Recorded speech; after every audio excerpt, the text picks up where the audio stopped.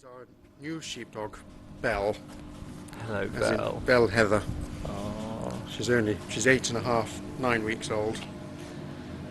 She can sit. Right, I'm being called away. Right. Oh, Belle.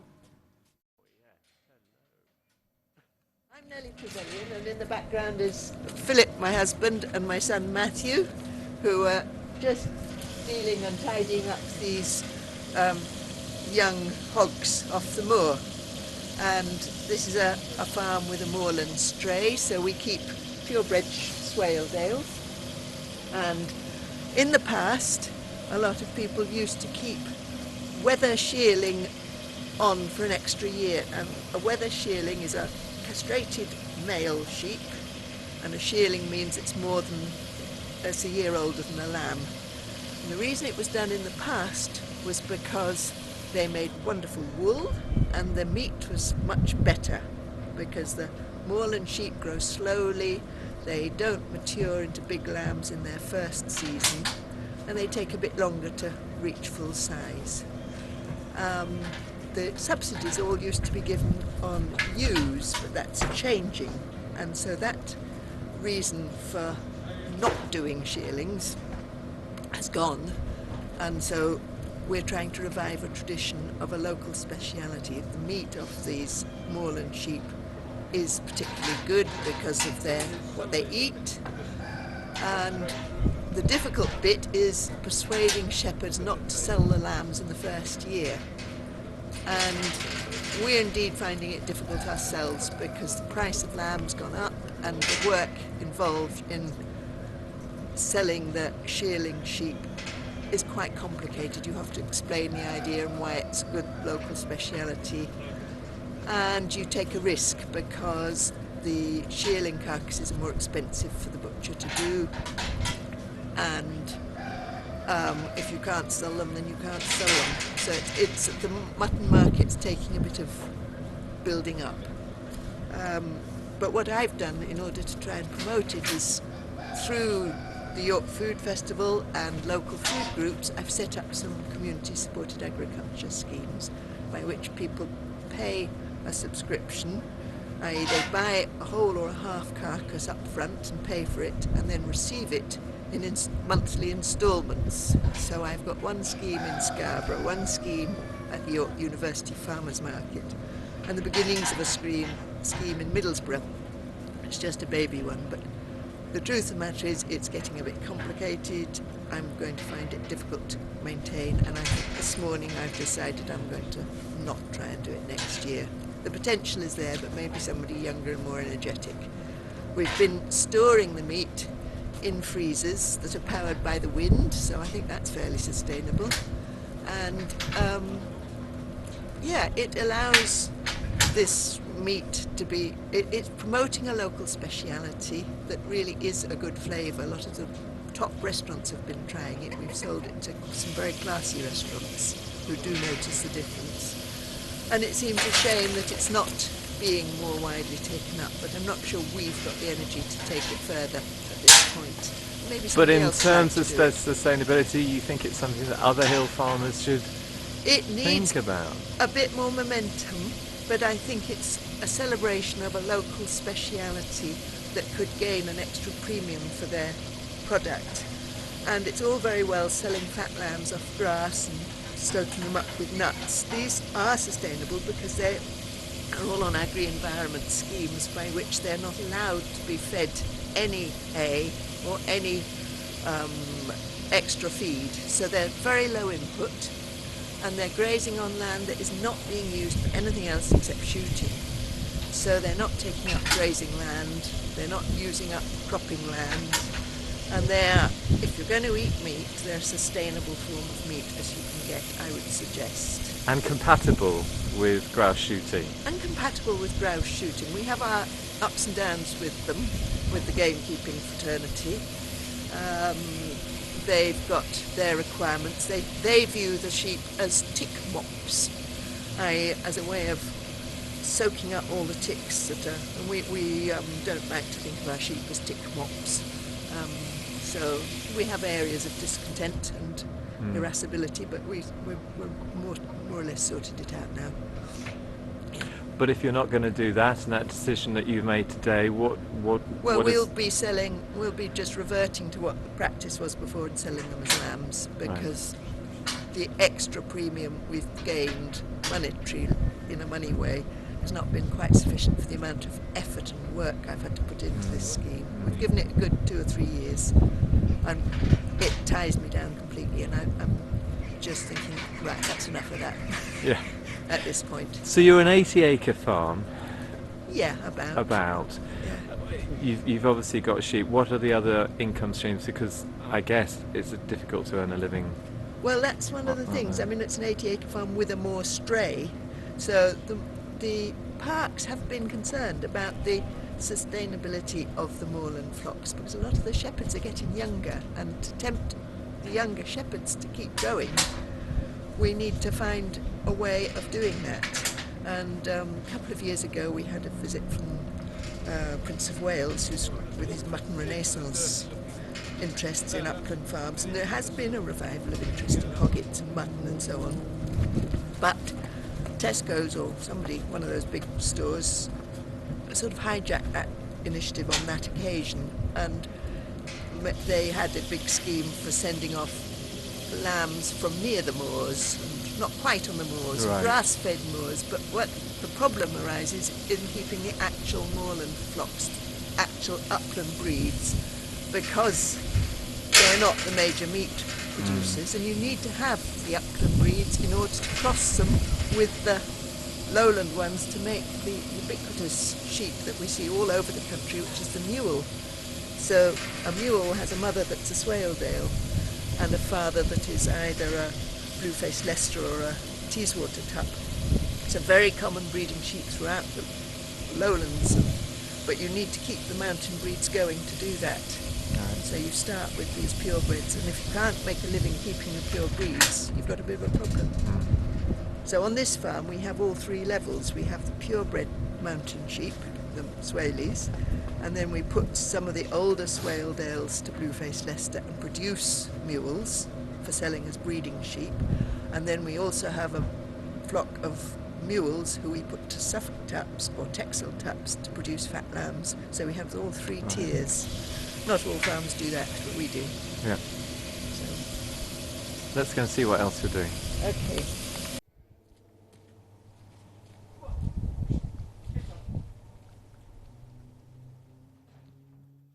So these are the mules, the crossbred sheep, whose mothers are all Swaledales, and they're in for the winter, and they will be producing fat lambs for the spring, in the spring.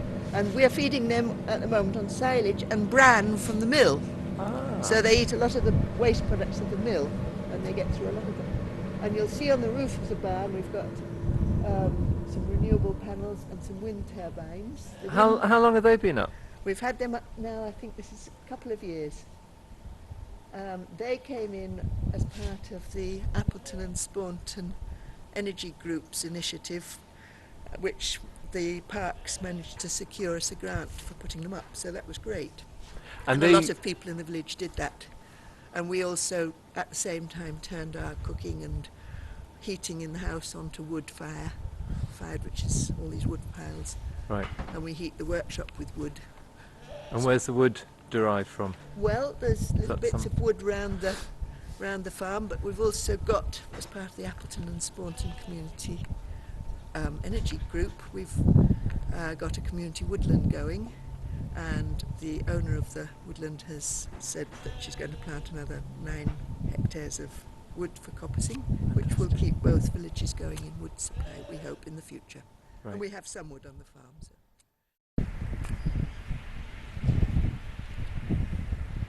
The electric car is used a lot in the summer. It's off the road at the moment because something's gone slightly wrong, but it's good working order, and that's powered from the renewable.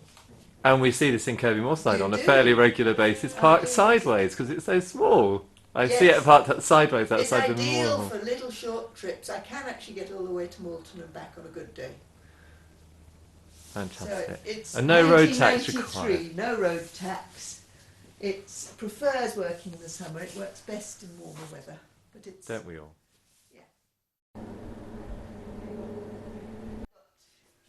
I'm going through tomorrow to Kirk's, the little local abattoir, who have got 9 more shearlings on the hook, and I'm going tomorrow to get them vacuum packed and jointed and cut up. And I make them up into, I've organised it all, I've got it all in here. It's all in little packs. This is my CSA scheme. So people get one like that once a month. But it does take some organising. And at the same farmers market, I sell bread made by one of the bakers who buys our flour. So these are all bread trays waiting to go back to the baker. So my stall on York Uni Market is bread made with our flour by somebody else and our meat. And tell us how the flour mill came about. The flour mill came about because we grew a crop of corn. Which year was it? About 2003, something like that. Which was a beautiful crop of corn. Beautiful, beautiful. And we tried to sell it for bread, milling quality, and all the dealers said, oh, we never buy wheat north of the Wash for milling. And we thought, what? What's going on here? And they said, oh, you can't grow milling wheat in Yorkshire.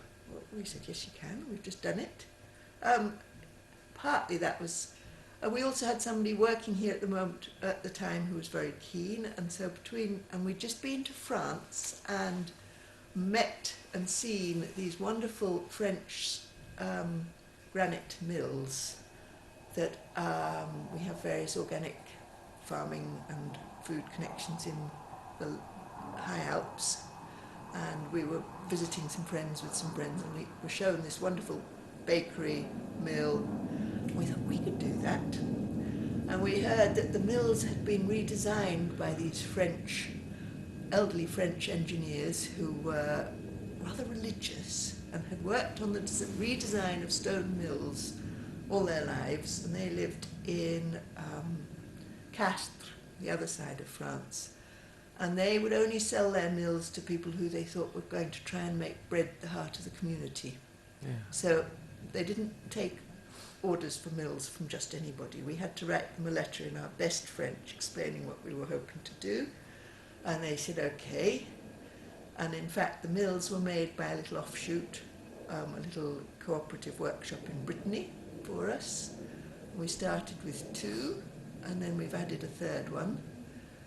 They're beautiful mills. They're unusual in that they are redesigned, and they have these granite millstones which produce a very fine flour, and the designers of the mills have included quite modern bits about the old millstones used to use the weight of the millstones to control the gap between the 2 millstones. This one's controlled with screws and things. I'm not a great technician, but also the design of the runnels, or whatever you call them, the little grooves, is very different on each of the mills. Is slightly different actually, because they're continuously developing the pattern to get it to work better, and they don't go right to the edge. So right at the edge of the big millstone there's a bit where the flour is all mixed up, and we tend to mill mainly to an 85% extraction, which isn't a pure white, but that's not the point. I mean, that's what we're trying to get away from. We make a creamy white with more of the nutrition involved. So we'd call that an 85% extraction. And it's ideal for a lot of the bakers producing what you'd call artisan loaves, who are wanting that more flavour, more nutrition. And so that's what...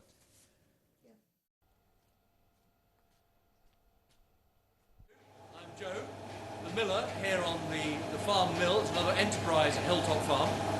You can probably see in the background we've got 3 mills running, or 3 mills set in, 2 running, one running a white flour, one running a whole meal over here. And what we are trying to do is use locally grown grain, wheat, rye and spelt, that's grown in Yorkshire. I hope I'm not shouting too loud, it's the background. And we mill it very simply, and our product, the flour, is being taken up by bakers and chefs all over the UK, but principally in Yorkshire is what we try and do. And we have it for pies, for bread, real flour for real bread is what we're trying to do. And that's really, in essence, what it's all about. A simple artisan product, diversification of the farm, adding value to a product. We buy into a number of local growers.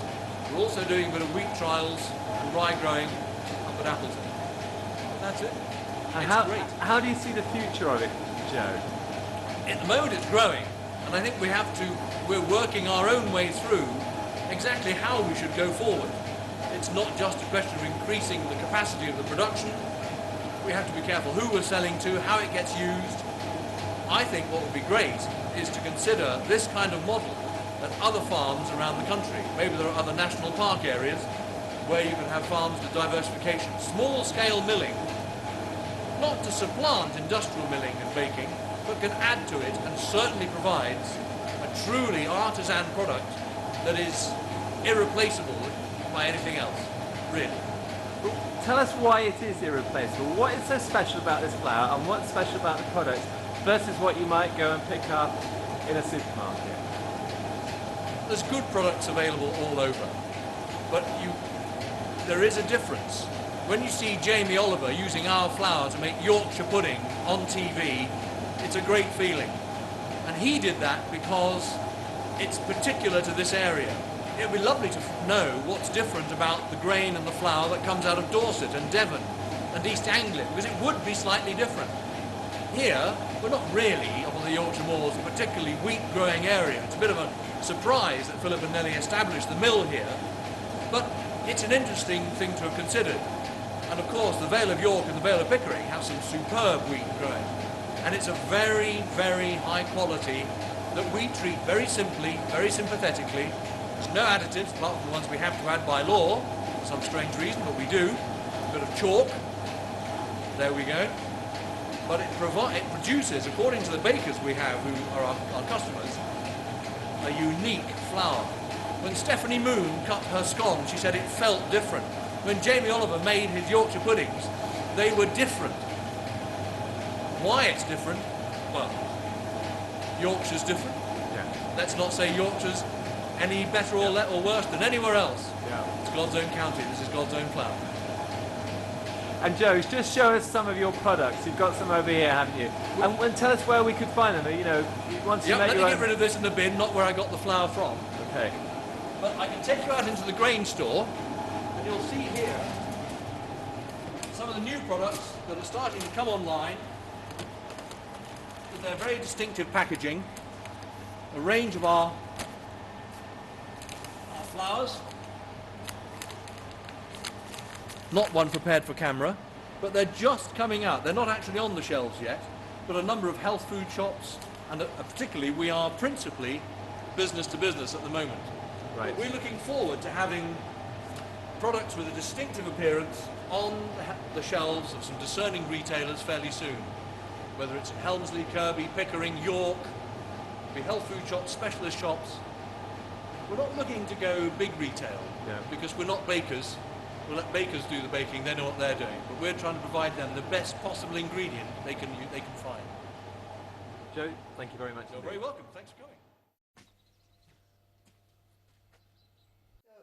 Tools that are made in this workshop have been sold all over the place. We've sold thousands of them now, and the Soil Association are saying they want to put them on their website because they're so good. We've sold them to the Royal Parks and to the National Trust and anywhere that uses lots of volunteers, all sorts of organic pasture farmers, conservation groups, horse riders. Quite a variety of people are interested because we're enabling people to... I'll take one of them down. This is our main tool, and it was designed by Philip, and it's a redesign of a Victorian tool that would have been made by blacksmith. Very heavy, very back-breaking, and they have some in the Folk Museum, which they didn't have two curves in them. What we've done is introduce the modern thing of being able to use stainless steel and welding, which you couldn't use in the old days, but to redesign the whole concept that you can actually control perennial taprooted weeds with hand labour. And my eldest son did his degree thesis on the he did some work on comparing the efficiency of digging out your tap-rooted weeds with doing it with sprays. And we've proved that you can do a very good job. The tool is ergonomically designed so that you don't have to bend, so it's sustainable in the terms that you don't get bad back, which is certainly quite a sustainable issue. You put it in the ground just near the dock root, push down and then pull it back with your arm. And Brilliant. you can take that handle, take the root off and pile them up and then remove them from the field. So we use these for docks, Scotch thistles and ragwort. Ragwort's a notifiable weed, so that's where the horse people come in. We've had 1 or 2 contracts that we've done for years. We used to employ, when our sons were student ages and daughter, we used to get gangs of students going off and being reasonably well paid for very hard work of going and dealing with acreages of problem weeds on farms, and they'd camp and do 2 weeks camping. They've done Malham Tarn, they've done various organic farms, they've done zoos, it was a sort of constant student holiday work, and they'd get 2 or 3 or 4, 5, 6 friends and go off as a gang and do that. But we don't do the gangs anymore because our personal student pool of labour has dried up. But these are made of stainless steel. And they're manufactured They're here? manufactured here, and here's the wonderful jig that was designed and made. It holds all the pieces in place while Robert spot welds them. Right. So he's designed this, and he's got another wonderful jig for another more complicated bit that holds it all in place while he welds it. It's very skilled stainless steel welding with fine stuff like this because it can bend. Right. So we've got Robert and we've got Stephen who come and do this welding. What an amazing workshop And it it's is. a wonderful workshop. Isn't it? yeah. A treasure trove, eh? Just It's brilliant. incredible. And we had a visit recently from a very eminent Dutch toolmaker who we've sold them through on the continent. We've sold them with him on the continent. He's very interested in perhaps taking it on when Philip retires. So And that's nice. is it a growing market then, with the sort of backlash against chemicals, or? It's a fairly steady away market. We're not going to make our fortunes on this one, but then we haven't put in the heavy advertising that we might need to do in order to do that, just from lack of energy. Right. So it's almost at a point where it poddles along by itself and people know about it and word of mouth has gone round. We've had some very good recommendations and people come back for more. People want, try one and come back for another 4. So if someone We had a watching- rash in the Royal Parks this summer because one Windsor Great Park had some, and then they told Kensington Park, and then they the told word gets around. they told the other up. So we sold them off to several: Richmond, Windsor, Kensington. So you've got the royal seal of approval, We have even got one. We've even got one at Highgrove. have you? Yes. So there you are. And we make, on the back of that, using the same technology, we make other garden tools. We make beautiful trowels that won the Trowel of the Year award. And actually we engendered a very interesting conversation with Monty Dunn on the Gardeners, what they call gardening programme. Gardener's World. Gardener's World, because he was talking about not, sourcing things sustainably. Yes. So we wrote to him and said, have you thought about sustaining the tools you use sustainably? Because if you look in a normal hardware shop, you can buy a whole set of garden tools for under £100. And I don't think people realise that a lot of those tools are made in the most appalling conditions of near slave labour and bonded labour in places like Indonesia and India and China, and that is how they're so cheap. So we wrote Monty Don and explained that we're trying to do this, we're not paying ridiculously high wages, in fact they're lowish because we can't afford to pay more, but a reasonable living wage for English people. And he's taken it on board, and although he's not allowed to advertise our products, if you look in his hands and in his shed, he's nearly always using our tools. Oh, fantastic. And we know because he's got we can see the label. Excellent. So we have a slight glow that he's using them, and we've had very good endorsement from some very good gardening writers. It's quality. They're not particularly cheap, but they're designed to last. The trowels have won the Trowel of the Year award. I think I've already said that. And we've made some lovely rakes and hoes. And So you have a make things- website for... We have a website. We did have a web shop that was working. The web shop's not working ever so well at the moment, but it will do in the future. But anyone watching this locally could pop up to the farm, could they? They could, certainly, yeah. And, yeah, we sell by phone. People ring us up. And, Right, well, yes, they can pop up to the farm, certainly, for tools. right, Yeah. brilliant. And we don't make things that you need forges for. We make things that you can do with welding. So this is just yet another enterprise in It's this an enterprise. enterprising farm. Well, Philip's always starting things. So trying to wind ourselves down so that we can do a bit less is getting quite difficult. So, yeah, tell us about this kind of... You're heading into a kind of a period of transformation, in a sense. You and Philip Yeah, are I winding mean, down. inevitably, Matthew's taking over, yeah? that's the plan, yes, and he's got probably slightly different ideas about going into the Course. future than we have. So we don't want to make it too complex. I don't think he wants to do this bit himself.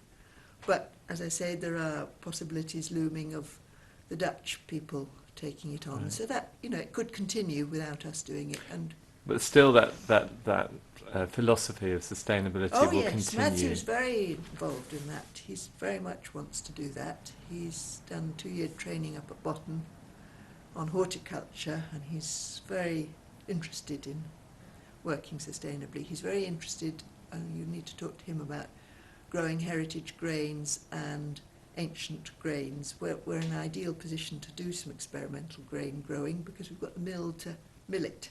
Right. Because, well, I think I should let him talk about that. Okay. Yeah, it's his project. But we're growing rye, for example, rye for Rydell. Yeah. Nobody else seems to be growing it. And there's a market for that. And these heritage wheats, ancient wheats, which is a very interesting story.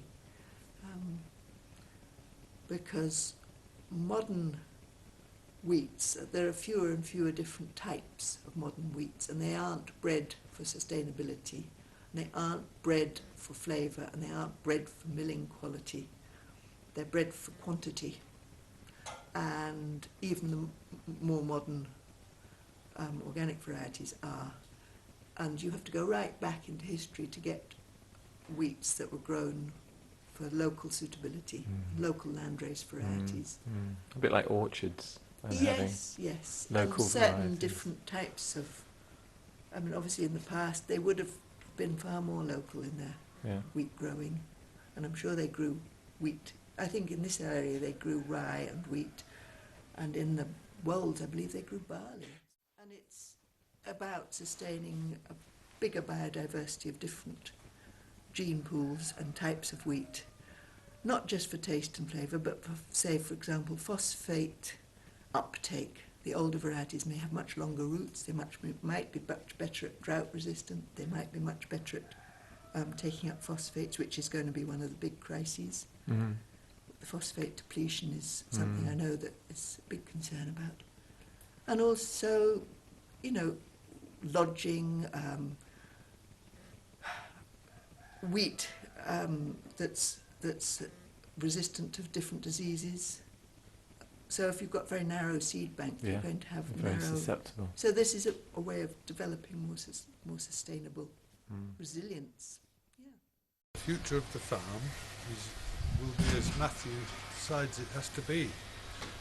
But what we're doing at the moment is making sure he understands the way it's run currently, which is entirely sheep, with sheep running on the moor and running inside in 2 separate flocks, self-replacing. They're all bred here.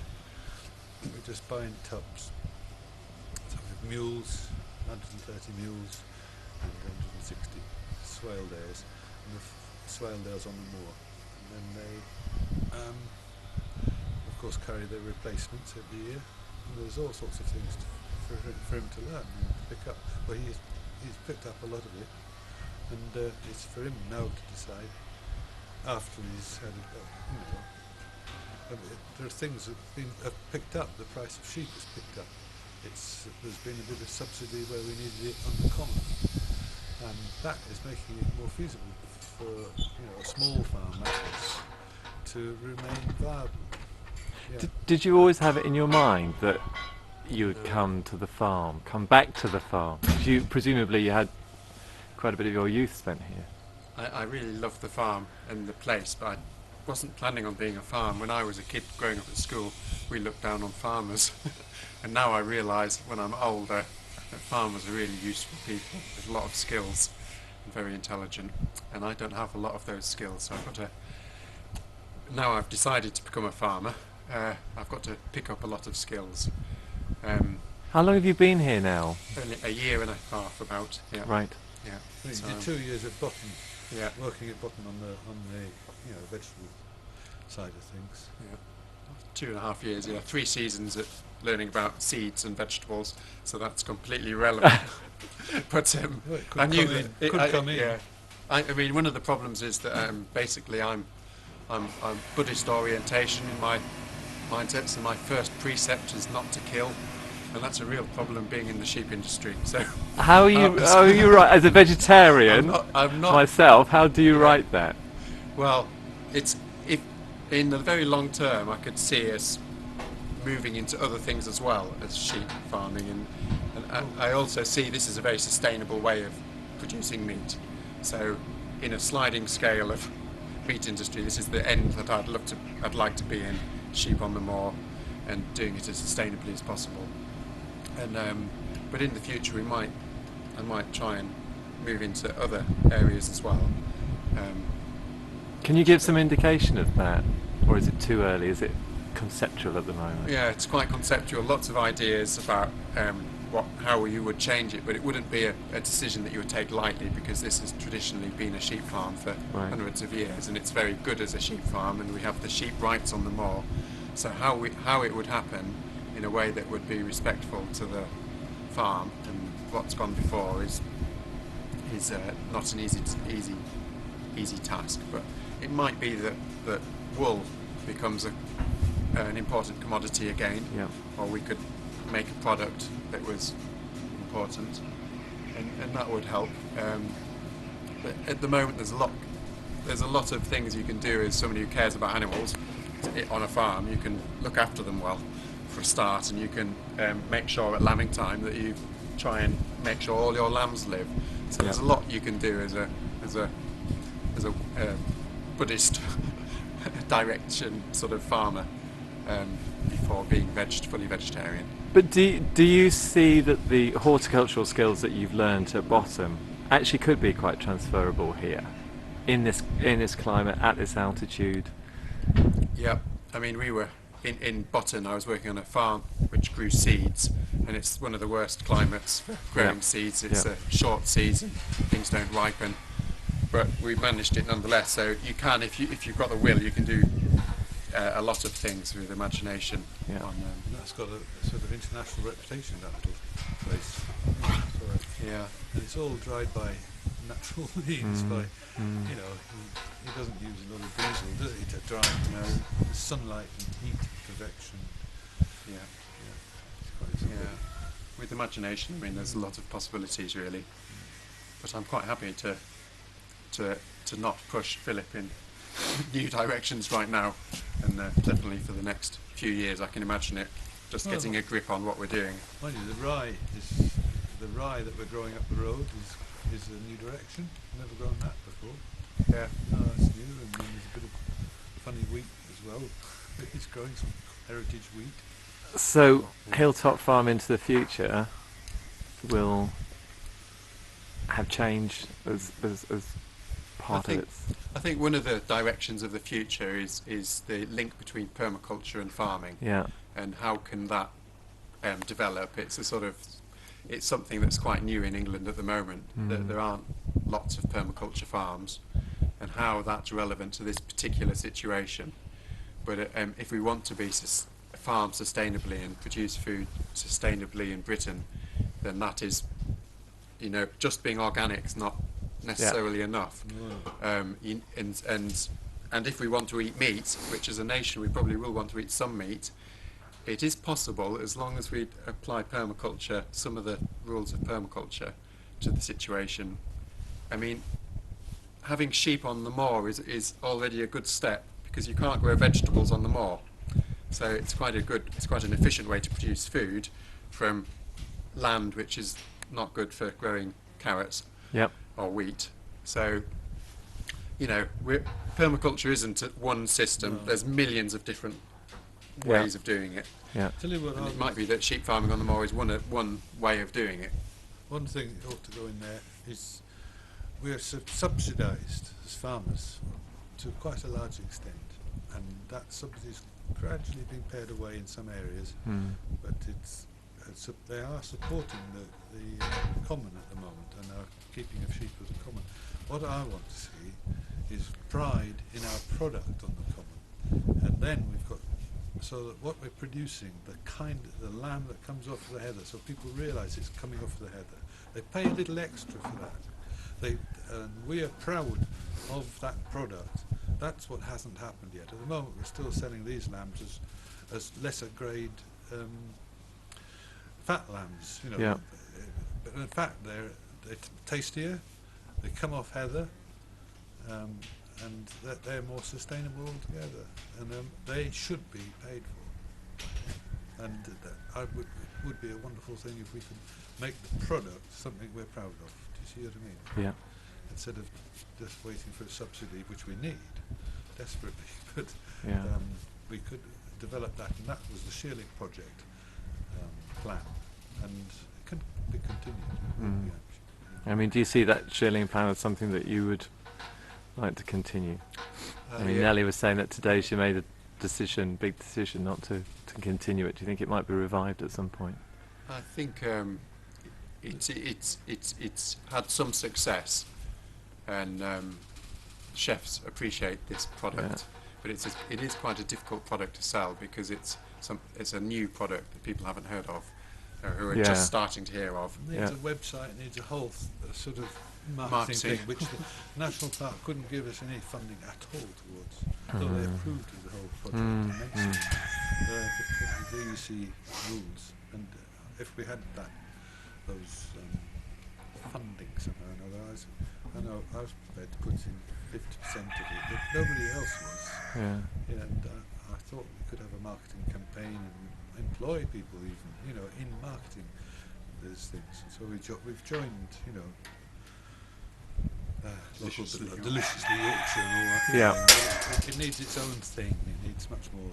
It needs a younger person as well. I mean, there's a sort of shift, there's a transfer of responsibilities at the moment. So right now it doesn't feel like we're in the most dynamic marketing phase of the farm, because I'm learning a lot and Dad's slowing down, and there's this education happening really.